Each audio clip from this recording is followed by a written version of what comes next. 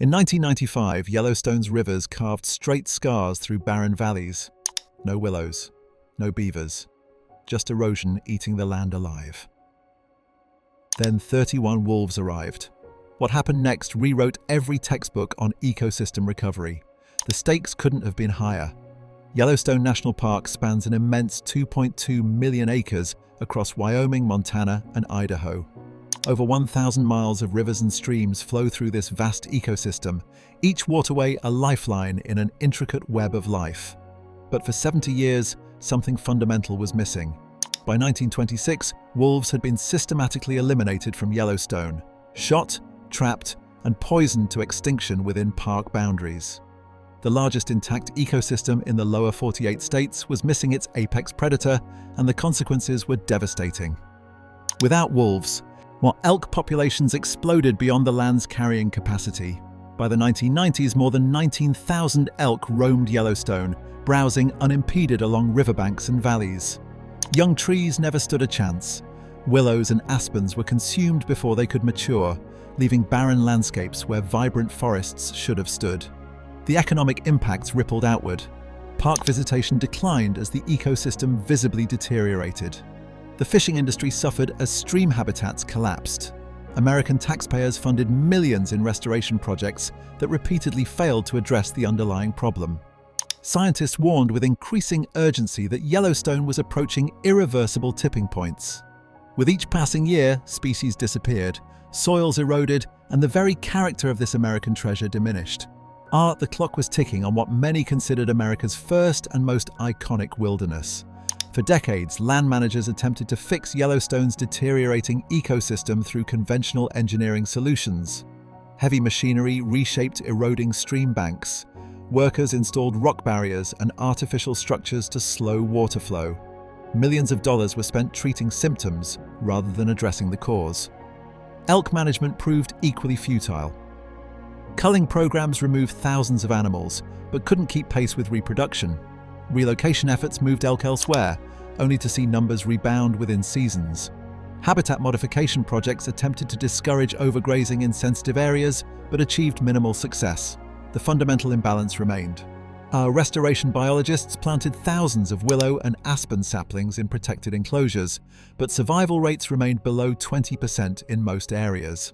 As soon as protective fencing was removed, elk demolished the young trees. It was like trying to grow a garden while a herd of hungry cattle had unlimited access. Scientific frustration mounted. Researchers meticulously documented the cascading ecological collapse, publishing hundreds of papers describing the problem. Yet conventional ecology offered no viable solutions beyond endless, expensive human intervention.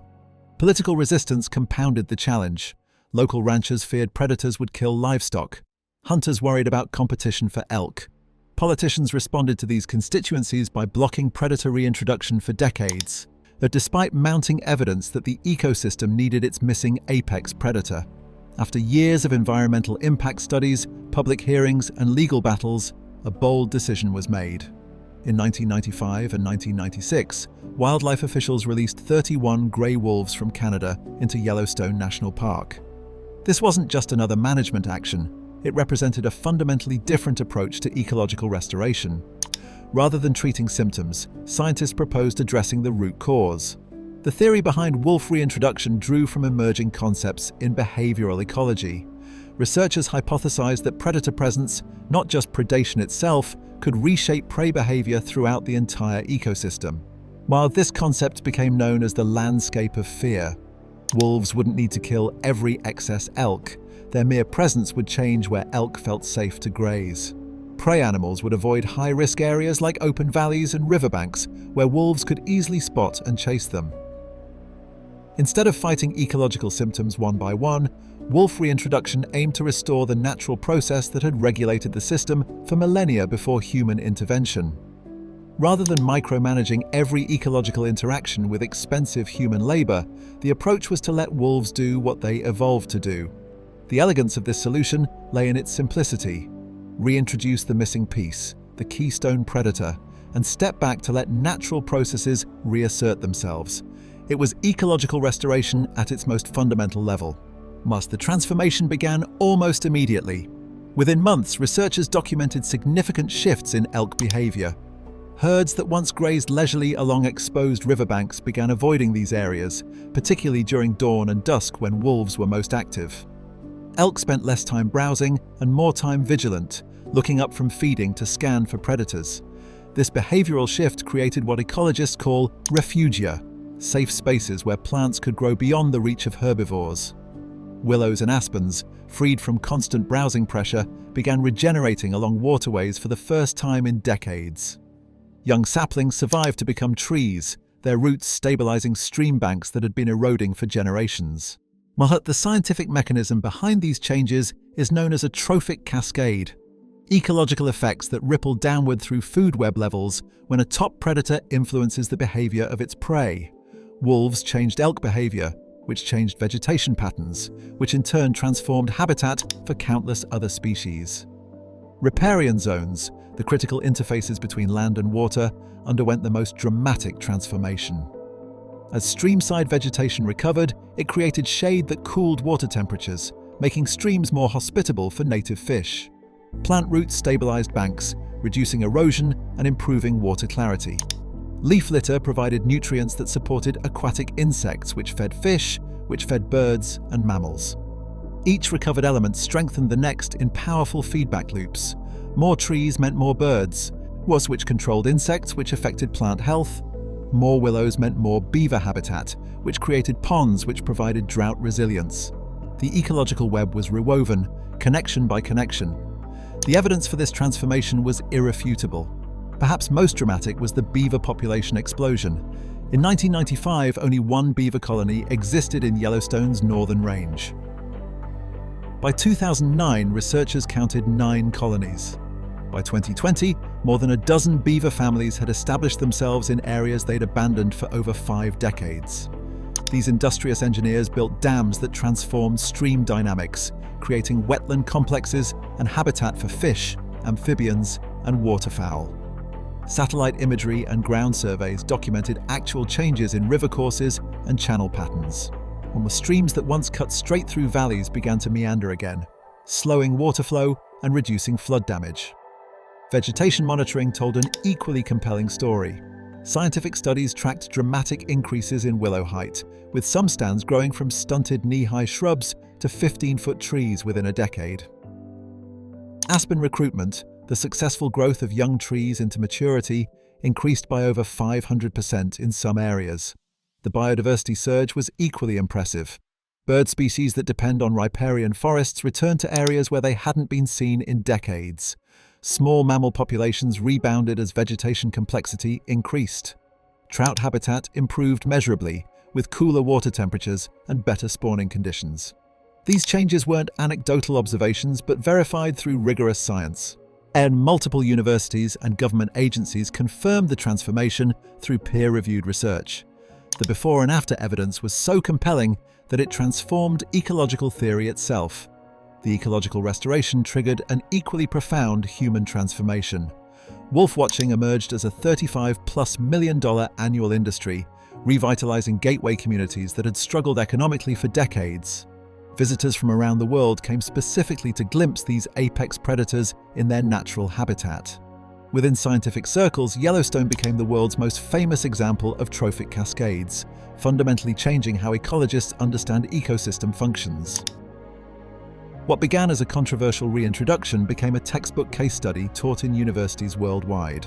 Perhaps most remarkable was the evolution within local communities.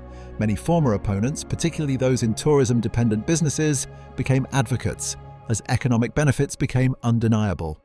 Ranchers developed more effective non-lethal methods to protect livestock. Hunters adapted to new dynamics between predators and prey. The educational impact extended far beyond Yellowstone's boundaries. Millions of visitors witnessed ecosystem restoration in real time, carrying these lessons back to their home communities. Documentaries, books, and viral videos spread awareness globally, making Yellowstone wolves among the most famous conservation success stories. For Native American tribes with ancestral connections to the Yellowstone landscape, wolf reintroduction represented cultural healing. Many tribes consider wolves sacred animals, are embodying values of family loyalty, cooperation, and harmony with nature. Their return to lands their ancestors knew represented ecological justice after generations of loss. Yellowstone's success inspired similar initiatives worldwide. Wolf reintroductions across Europe, in Germany, France, and Scandinavia, produced similar cascading benefits. Protected areas worldwide began prioritizing predator restoration over expensive engineering solutions after witnessing Yellowstone's remarkable recovery. This approach proved particularly relevant in the context of climate change. Research demonstrates that healthy ecosystems with intact predator-prey relationships are more resilient to environmental shocks, including drought, extreme weather events, and shifting seasons. Our natural redundancies and ecological checks and balances provide buffers against climate disruption. The economic model proved equally revolutionary. Natural predator control costs virtually nothing compared to human management interventions. Once reintroduced, wolves manage herbivore populations without salaries, benefits, or equipment costs. The return on investment has been incalculable. Ecological services worth billions for a project that cost a tiny fraction of that amount. On a policy level, the Endangered Species Act gained its most visible success story, becoming a template for landscape-scale conservation. Yellowstone demonstrated that protecting apex predators doesn't just save individual species, but entire ecosystems. This holistic understanding transformed conservation priorities globally. So the deeper lesson of Yellowstone's wolves is profoundly simple. Sometimes the best restoration isn't adding something new, it's returning what was always supposed to be there. Nature evolved sophisticated regulatory systems over millions of years. Our most successful interventions often involve stepping back and allowing those systems to function as they were designed. Yet challenges remain. Wolves still face political pressure, particularly when they wander beyond park boundaries. State-sanctioned hunting has reduced wolf populations in surrounding areas. Climate change impacts, including altered prey migration patterns and disease dynamics, create new uncertainties. The potential for expansion remains vast. Suitable habitat across North America could support wolf recovery with similar ecosystem benefits. As from the Adirondacks to the Olympic Peninsula, from the Colorado Rockies to California's northern forests, predator restoration could trigger cascading recoveries in degraded landscapes. The choice ahead is clear. We can continue engineering endless fixes for ecosystem problems, spending millions managing symptoms. Or we can restore natural processes by returning missing ecological pieces. Yellowstone's wolves have demonstrated which approach yields more profound, sustainable results. As you witness the unfolding story of ecological restoration, consider this challenge. What missing pieces might transform the landscapes you know? Every ecosystem has its keystone species and processes. Identifying what's absent is often the first step toward true healing. And the lessons of Yellowstone's wolves await application in countless places, still suffering from ecological emptiness. The wolves of Yellowstone remind us that sometimes the most revolutionary act is simply to make something whole again.